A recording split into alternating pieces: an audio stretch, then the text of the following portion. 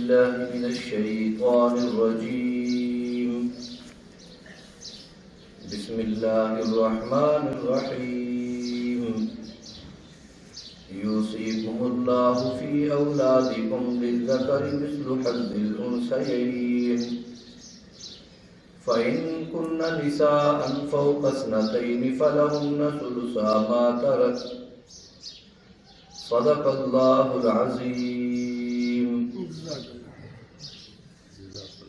بسم اللہ الرحمن الرحیم۔ آج سے جو آیات کریمہ ہم تلاوت فرمائیں گے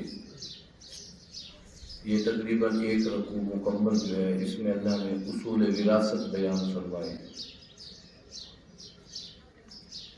زمانہ اسلام سے پہلے ورثہ تقسیم ہوتا تھا، لیکن اس کے اسباب مختلف تھے۔ سبب نمبر 1 تھا نسب۔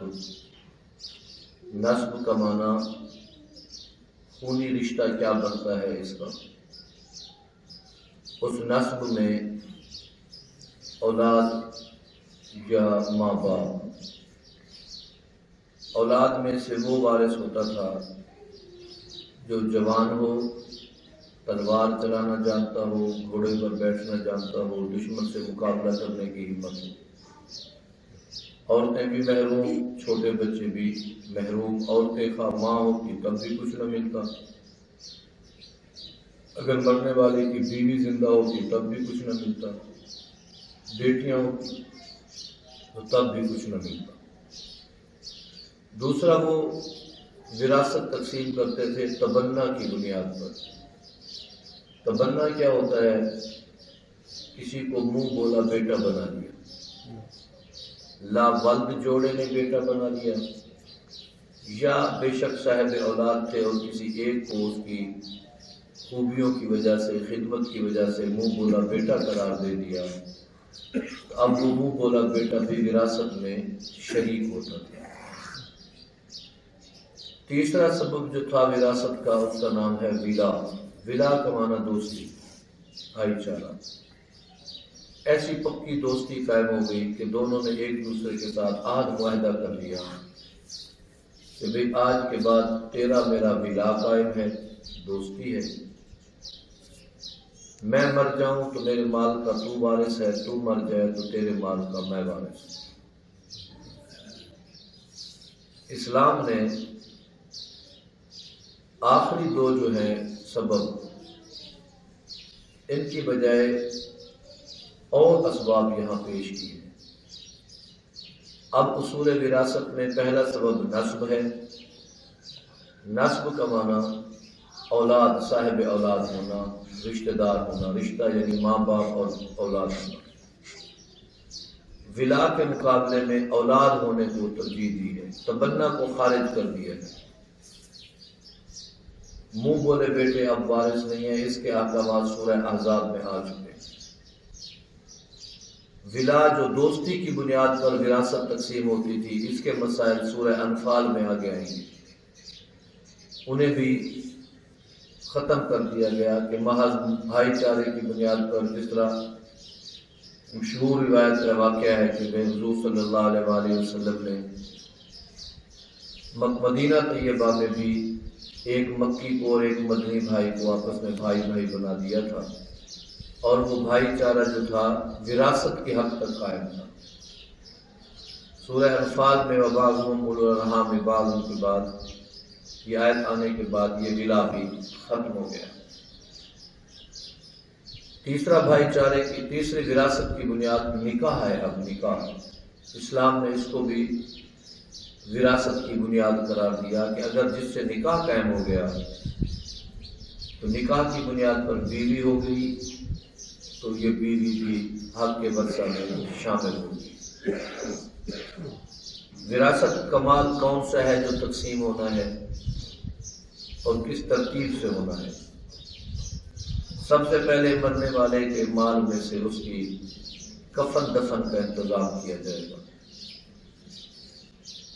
چاہے اس کے کفن دفن پہ جتنے پیسے خرچ ہو جائیں، اس کا مال سارا ہو ہی اتنا کہ اس کے قبر کھدوانے پہ اور کفن پہنانے پہ اور نہلانے پہ اتنا لگ جائے کہ اس کا مال کچھ بھی نہ بچے، تو بے شک کچھ بھی نہ بچے، ہم اس کے مال کو بطور ورثہ تقسیم کرتے رہے اور اس کی ڈیڈ باڈی میت باہر پڑی رہے، یہ کہاں کا انصاف ہے؟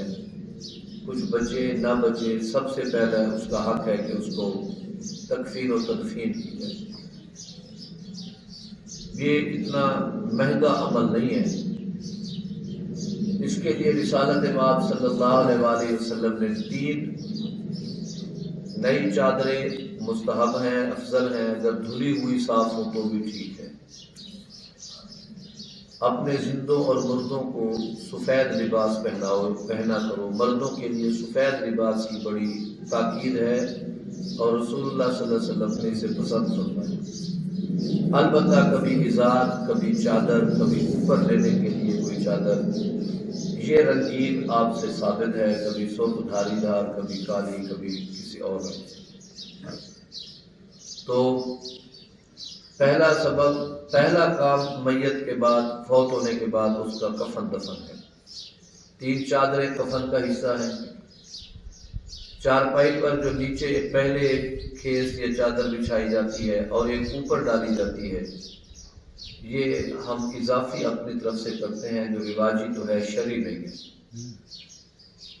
اور آج کل تو ایک عجیب رواج آ نکلا ہے، ایک ایسی چادر ڈالتے ہیں جس پر قرآن پاک کی آیتیں لکھی ہیں، آیت الکرسی ہے، چاروں کل ہیں، سورہ ملک ہے، کسی پر سورہ یاسین ہے، کسی پر کچھ اور آیتیں ہیں۔ یہ بدعت ہے۔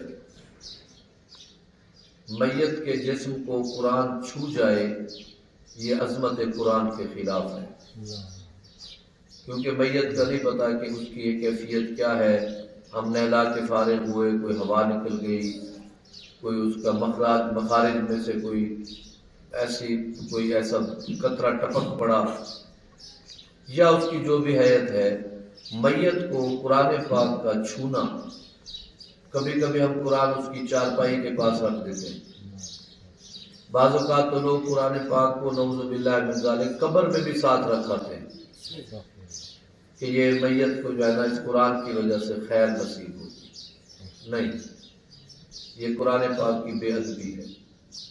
فقہا لکھتے ہیں کہ اگر تم قبر پہ جا کر چاہتے ہو ہم اپنے کسی عزیز کی قبر پہ کوئی تلاوت کرائیں اس کی خیر و برکت کے لیے، تو جتنی زبانی یاد ہے وہ کر سکتے ہو، قرآن کا مصحف لے کر جانے کی بھی تمہیں اجازت نہیں ہے۔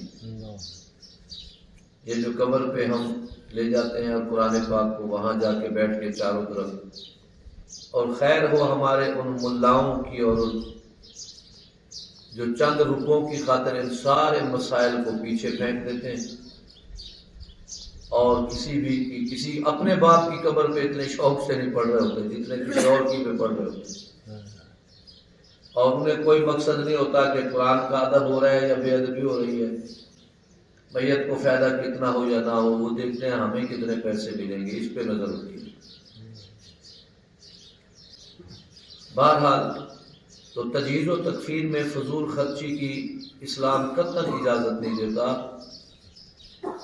اس کے بعد تدفین ہے، خود قبر نہیں کھود سکتے، مزدوروں کو لگایا، ان پہ روپے خرچ ہوئے، ان کو پھر نیچے اتارا، تو سبحان اللہ، یہ تجہیز و تکفین، اس پر جو خرچ ہوا یہ میت کے مال میں سے سب سے پہلے اس کو اٹھا دو۔ اب جب ہم تجہیز و تکفین کر کے واپس آ گئے، اگلے کچھ خرچے ہم کرتے ہیں رواجی طور پہ۔ فوتگی کے دوسرے، تیسرے، چوتھے دن ایک لمبی چوڑی خیرات یا اپنی حیثیت کے مطابق جیسی بھی ہم کرتے ہیں، اگر یہ میت کے مال میں سے اٹھائی گئی اور وارثوں کی اجازت اس میں نہیں تھی، اور خاص طور پر اگر کوئی نابالغ وارث تھا تو اس کا کھانا حرام ہے۔ ہم 4 دن سے یتیم کے مال کے کھانے کے بارے میں حکم ربی پڑھ رہے ہیں۔ یا وارث کی منشا کے بغیر اٹھا لیا گیا، بیٹیوں سے تو پوچھتا تک کوئی نہیں کہ تیرا ابا فوت ہوا ہے، تمہاری جائیداد کا اس میں بنتا ہے 1 لاکھ روپے، اور ایک بھائی کا بنتا ہے 2-2 لاکھ، تیرے لاکھ میں سے کچھ خرچ کر دیں۔ وہ سمجھتے ہیں کہ یہ جس طرح میت کی تجہیز و تکفین اس کے مال میں ضروری ہے، اس پر خیرات بھی اس کے مال میں ضروری ہے۔ ہاں البتہ اگر اس کے بالغ وارث ہیں، بلا جبر و اکراہ ایسا کر رہے ہیں، یا کوئی اور وارث چاہتا ہے کہ میں کچھ اللہ کے نام کی خیرات کر کے کچھ غرباء میں تقسیم کر دوں، تو اس میں کسی حد تک رواجی انداز نہ اپنایا جائے تو کچھ نہ کچھ گنجائش نکل سکتی ہے۔ ہمارے لیے المیہ یہ ہے کہ ہم یہ مسائل آپ کو بتا رہے ہیں لیکن خود شریک ہوتے ہیں غیر شرعی خیراتوں میں۔ ہماری باتوں میں تاثیر اس لیے ختم ہو گئی ہے، کوئی کیسے مانے بھی اگر یہ غلط تھی تو آپ بھی تو بیٹھے تھے وہاں، نہیں جاتے تو صبح ہماری چھٹی، چلو یار اگلے دن رکھ لی اجتماعی دعا اور خیرات اور پتہ نہیں کیا کیا اس کے نام، خیر آگے چلتے۔ دوسرے نمبر پر ہے جی اس کا قرضہ اتارو۔ میت کے وارث کھڑے ہیں جی مال تقسیم کرو، بھئی تم تو مال لے جاؤ گے، قرضہ کون دے گا؟ قرضہ اتار دو، مال بچے، سارا مال قرضے میں چلا جائے، پھر بھی قرضہ بچ گیا تو وہ وارث قرضہ عطا کرے اپنے طرف سے، ورنہ اس کے مال میں سے پہلے قرضہ دے دو، کیونکہ قرض ایسی شے ہے آدمی اپنے عقائد کے اعتبار سے بھی کامیاب ہو جائے، فرائض کے اعتبار سے بھی کامیاب ہو جائے، اگر اس کے ذمہ قرض باقی رہا تو جنت میں جانے سے روک دیا جائے گا۔ پہلے یہ پیسے بندے کا حق ادا کریں۔ تیسرے نمبر پر اس کی وصیت کو پورا کرو۔ اگر اس نے اپنے مال میں کوئی وصیت کی ہے تو اس کو پورا کرو، اور مال میں وصیت کے بھی دو ضابطے ہیں۔ پہلا ضابطہ یہ ہے کہ وصیت وارث کے حق میں جائز نہیں ہے، یعنی اس کے 4 بیٹے ہیں اور چاروں کو وارث ہیں، آلریڈی اللہ نے ان کے حصے مقرر کر دیے ہیں، اب وہ ان ہی وارثوں کے بارے میں کہتا ہے کہ اس کو 1 ایکڑ زمین زیادہ دے دینا، اس کو 1 لاکھ اور دے دینا وراثت کے علاوہ، تو وارث کے حق میں وراثت کی اجازت نہیں ہے۔ پہلے تھی جب تک ضابطہ یہ باقاعدہ نازل نہیں ہوا، اب جو حصہ اللہ نے مقرر کر دیا وہی اس کے لیے کافی ہے۔ البتہ غیر وارث کے حق میں وصیت کی جا سکتی ہے۔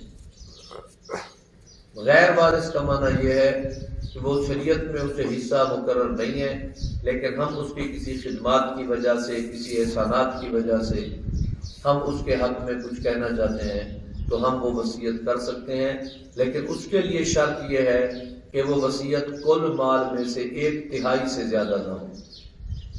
1/3 کا کیا معنی؟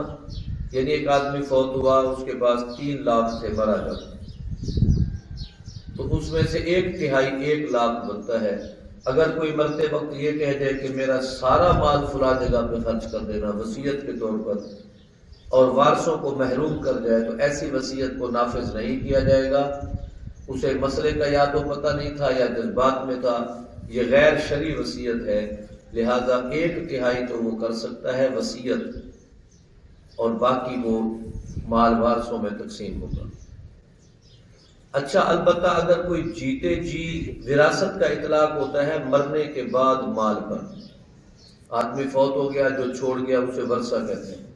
اگر جیتے جی کسی نے اپنا مال کہیں دے دیا اور نیت میں کسی کی حق تلفی تھی اور کسی کو زیادہ دینا تھا، تو وہ جانے، اس کا رب جانے، اس کی نیت جانے، اس کا اجر جانے۔ اگر اس نے جیتے جی دے دیا تو وہ مالک تھا، مالک نے اپنا مال جسے دے دیا وہ اس کا مسئلہ ہے، اس میں وراثت کا ضابطہ نہیں لگے گا، مالک ہونے کا ضابطہ لگے گا۔ وصیت ادا کرنے کے بعد اب اس کے مال کو باقی جو بچے گا وہ وارثوں میں تقسیم کیا جائے گا۔ اب وراثت کیسے چلے گی؟ اگر کوئی اس کا وارث نہیں ہے، وراثت کو تو ہم پڑھتے ہیں آگے، اگر 5ویں شک یہ ہے کہ کوئی وارث ہی نہیں ہے، کوئی لاوارث قسم کا آدمی ہے، اس کے ماں باپ کا پتہ نہیں، کئی اتفاقات ایسے بن جاتے ہیں جس کا کوئی خاندان ددیال بنیاد پتہ نہیں، تو اس کے مال کو کیا کریں؟ اس کے مال کو بیت المال گورنمنٹ کے خزانے میں جمع کرا دیں، وہ اپنے پاس نہیں رکھا جا سکتا۔ بات ختم. آگے چلتے ہیں. اب حکم کیا آ رہا ہے؟ یوصیکم اللہ فی اولادکم. اللہ تعالیٰ تمہیں نصیحت فرماتے ہیں، وصیت فرماتے ہیں، تاکید فرماتے ہیں کہ تم اپنے مال کو تقسیم کیا کرو اپنی اولادوں میں. ایک بیٹے کی بات نہیں کہ یوصیکم اللہ فی ولدکم، تم اپنے بچے کو مال دے دو، بلکہ فی اولادکم، مرد عورت جو بھی ہیں سب کو دو. بالغ ہیں، نابالغ ہیں، عاقل ہیں، غیر عاقل ہیں، بڑے ہیں، چھوٹے ہیں، طاقتور ہیں، کمزور ہیں، تمہارے اولاد ہیں، لہذا تم ان میں مال کو تقسیم کرو. اب اولاد میں مال کیسے تقسیم ہونا ہے؟ للذکر مثل حظ الانثیین. مرد جو ہیں یعنی بیٹے ان کو دگنا حصہ، اور لڑکیاں جو ہیں ان کو ایک حصہ، یعنی 2 لڑکیوں کے حصے کے برابر 1 لڑکے کا حصہ ہوگا. ایک آدمی فرض کیجئے فوت ہو گیا، اس کے 2 بچے ہیں، ایک بیٹا ایک بیٹی، تو اس کے مال کو 3 حصوں پر تقسیم کریں گے. 2 حصے بیٹے کو دیں گے، 1 حصہ بیٹی کو دیں گے. اسی طرح فوت ہونے والے کے 2 بیٹے 2 بیٹیاں، 2 بیٹوں کے 4 حصے اور 2 بیٹیوں کے 2 حصے، تو کل مال کی تقسیم ہوگی 6 حصے. 6 میں سے 2/6 ایک بیٹے کو اور 1/6 ایک بیٹی کو. اسی طرح آپ چلتے جائے بالاستیاب بیٹے بیٹیوں میں تقسیم کا یہی مرحلہ ہے. میں نے عرض کیا نہ اس میں بالغ نابالغ کی پابندی ہے، نہ اس میں چھوٹے بڑے کی پابندی ہے، نہ اس کو چھوڑا جا سکتا. ایک آدمی کی بیویاں 2 ہیں، دونوں میں سے اولادیں ہیں، دونوں میں برابر تقسیم ہوگا، سب اس کی اولاد شمار ہوگی. یہاں ایک مغالطہ لگتا ہے. ایک آدمی کی 2 بیویاں ہیں، ایک بیوی سے 4 بچے ہیں، دوسری بیوی سے 2 بچے ہیں، تو وہ کہتے ہیں جی اس کو آدھا آدھا کرو، آدھا اس بیوی کی اولاد کو، آدھا اس بیوی کی اولاد کو. نہ یہ غلط ہے. بیٹوں بیٹیوں کو شمار کرو، 1 سے زیادہ ہیں یا 1 سے کم ہیں اس کا کوئی اعتبار نہیں. مرنے والے کے کل بیٹے اور مرنے والے کی کل بیٹیاں، بیٹوں کو دگنا اور بیٹی کو ان کا نصف حصہ ملے گا. یہ بات اولاد کی آ گئی. اب اولاد میں آگے ہے، اگر صرف بیٹیاں ہوں بیٹے نہ ہوں تو یہ مسئلہ کل. دعا کریں اللہ تعالی ہمیں سمجھ نصیب فرمائے اور ہم ان مسائل کو سمجھ لیں، سننے کے ساتھ ساتھ سمجھ بھی آ جائے. یہ آیت نمبر 11 کا ایک حصہ ہم نے پڑھا ہے. یہ آیت کوئی 4-5 سطروں پر مشتمل ہے اور اس میں 5-6 مسائل ہیں. اولاد کی تقسیم ہے. اولاد میں اگر اولاد میں باپ مرد یعنی بیٹا بیٹی ہوں وہ علیحدہ مسئلہ ہے. اولاد میں صرف بیٹیاں ہوں اس کا علیحدہ مسئلہ ہے. مرنے والے کی صرف ماں ہو اس کا علیحدہ مسئلہ ہے. ماں بھی ہو باپ بھی ہو اس کا علیحدہ مسئلہ ہے. ماں باپ بھی ہوں اولاد بھی ہو اس کا علیحدہ مسئلہ ہے. تو یہ ساری صورتیں جو ہے آہستہ آہستہ ساتھ ساتھ آتی رہیں گی. آج اصول وراثت بیان ہوئے ہیں، وراثت کی تقسیم سے پہلے کے جو کام ہیں وہ بھی بیان ہوئے ہیں، اور اس کے بعد اولاد میں سے صرف ایسے شخص کی وراثت کی تقسیم کا مسئلہ بیان ہوا ہے جس کی اولاد میں بیٹے بھی ہوں اور بیٹیاں بھی ہوں. اللہ عمل کی توفیق عطا فرمائے.